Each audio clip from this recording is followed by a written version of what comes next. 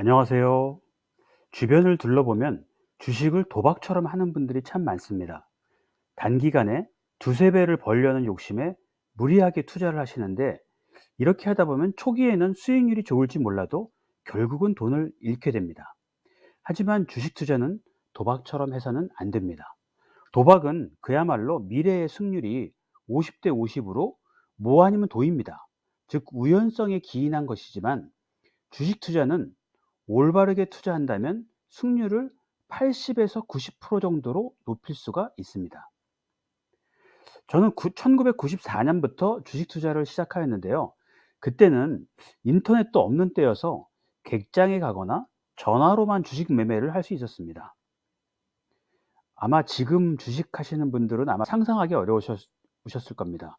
지금도 이제 증권회사 가시면은 객장이라는 게 있는데요. 옛날에는 그런 객장이 굉장히 많았습니다. 그러니까 증권회사 안에 이제 그 전광판이 있어 가지고요. 주가들을 이렇게 쭉 알 수가 있는 거죠. 그래서 삼성전자 얼마, 그다음에 뭐 SK하이닉스 얼마.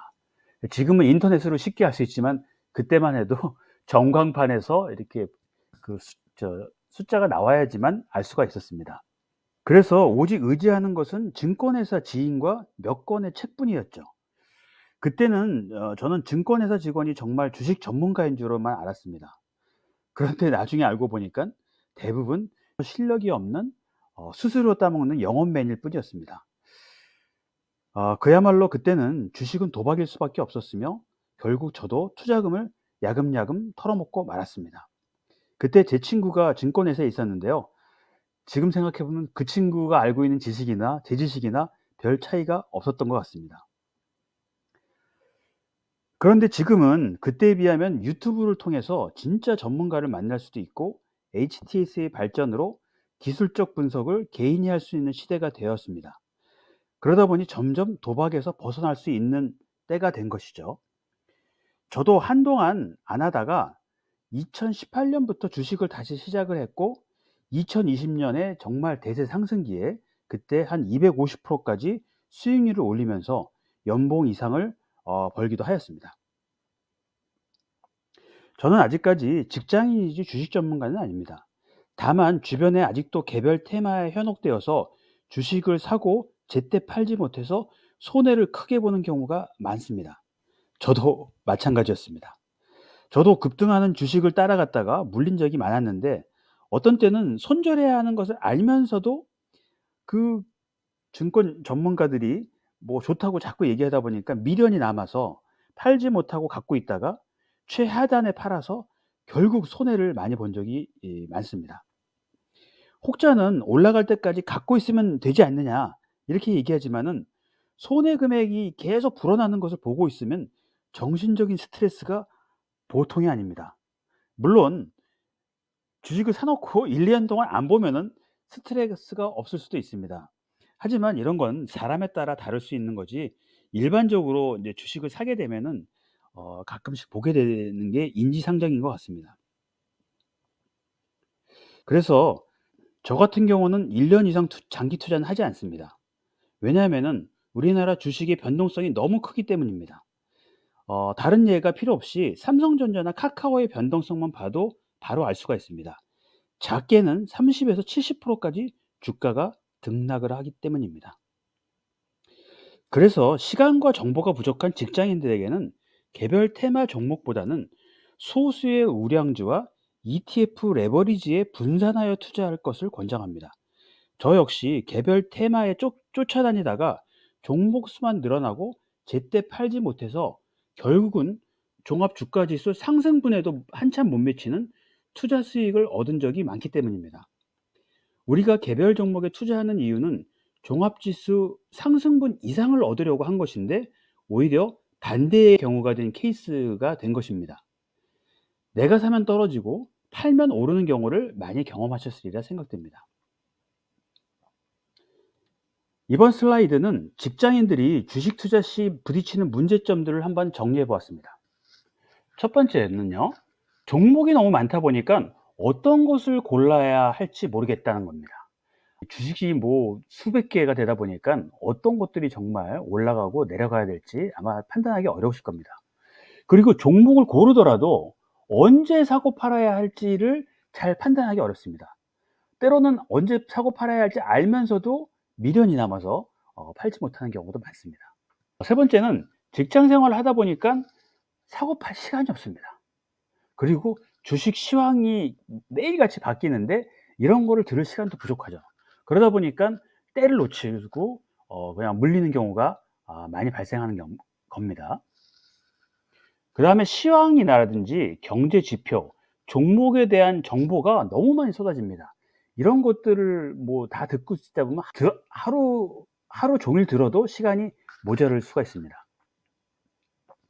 또 여섯 번째로 전문가가 너무 많아서 누구의 의견을 들어야 할지 모르는 경우가 많습니다. 어떤 사람은 주식이 올라간다 그러고 어떤 사람은 내려간다 그러고, 뭐 물론 주식 전문가 중에서 대부분 올라간다는 얘기를 하지 내려간다고 얘기하는 사람은 그렇게 많지는 않습니다. 어쨌든 누구의 의견을 들어서 내가 판단해야 될지 이런 것들이 참 어렵습니다. 그리고 특히 우리나라 같은 경우는 개별 종목의 변동성이 너무 큽니다. 그래서 올라갈 때는 진짜 뭐 상한까지 올라갔다가 떨어질 땐 또 하한가로 떨어지고, 그야말로 하루하루가 살얼음인 경우가 많습니다. 이러다 보면 직장에서 그 일도 집중이 잘 안 됩니다. 그래서 이런 것들이 직장인들이 이제 주로 부딪히는 문제점인 것 같습니다. 저 역시 마찬가지였습니다. 자, 그래서 여러 전문가들의 종합적인 의견과 저의 경험에 기반해서 다음과 같은 주식 투자 원칙들을 정리해 보았습니다. 요것들을 하나하나 이제 설명을 해 드리도록 하겠습니다. 자, 기본적으로 주식을 처음 투자하실 적에는요, 기본적인 공부를 좀 하셔야 됩니다. 기본적인 공부를 하지 않고 하다가는 여러분들은 거의 백전백패를 당합니다. 그리고 소액으로 하셔야 됩니다. 소액. 처음부터 뭐 1,000만 원, 2,000만 원 이렇게 넣으시면은 많이 벌 것 같지만 많이 잃는 경우가 대다수입니다. 그래서 소액으로 뭐 몇백만 원부터 시작할 거를 권장을 드리고요. 그 다음에 두 번째는요, 종목을 너무 많이 하지 마십시오. 종목을 이렇게 좋다는 종목 사다 보면 막 10개, 20개, 30개, 막 50개도 되는데, 이렇게 하다 보면 여러분들이 일단 시간이 많지 않기 때문에 그걸 볼 시간이 없습니다. 그래서 10개 내외로 분산해서 투자하시는 게 필요하고요. 그 다음에 변동성이 적은 주식을 선정하는 게 필요합니다. 뭐 하루에 상한가 갔다가 그 다음날 하한가 가고, 이런 주식들은 여러분들이 일을 집중하지 할 수 없게 만듭니다. 그래서 변동성이 5% 이내에서 적절하게 가는 주식들을 선정하는 게 중요합니다. 자, 세 번째는 이런 변동성이 적기 위해서는 가급적 우량주를 선정하는 게 필요합니다. 우량주. 그래서 뭐 삼성전자나 뭐 LG 에너지 솔루션이 될 수 있고, 아니면 ETF 같은 것들이 될 수 있겠죠. 이런 것들은 올라가는 것도 그렇게 많이 올라가지 않지만 떨어지는 것도 그렇게 많이 떨어지지 않습니다. 그리고 한 번에 사지 마시고 분할해서 투자를 하셔야 됩니다. 한 번에 사면은 많이 올라갈 것 같지만 오히려 여러분이 샀을 때 그 다음날 떨어지는 경우가 많습니다. 그렇기 때문에 최소 3번에서 5번 이상은 분할해서 여러분들이 투자하는 게 좋습니다. 즉, 제가 얘기하는 건 한 종목입니다. 그러니까 여러분들이 삼성전자를 할 때도 한 번에 뭐 100만 원, 200만 원 하지 마시고 50만 원, 30만 원 이렇게 나눠서 투자하실 것을 권고드립니다. 자, 네 번째는 과도한 탐욕을 하지 마십시오. 예를 들어서 어떤 사람들은 주식 투자해가지고 두세 배를 단기간에 먹으려고 하는데, 이거는 굉장히 불가능에 가깝습니다. 진짜 로또 맞지 않는 한 뭐 단기간에 몇 달 만에 두세 배 먹는 거는 굉장히 어렵습니다.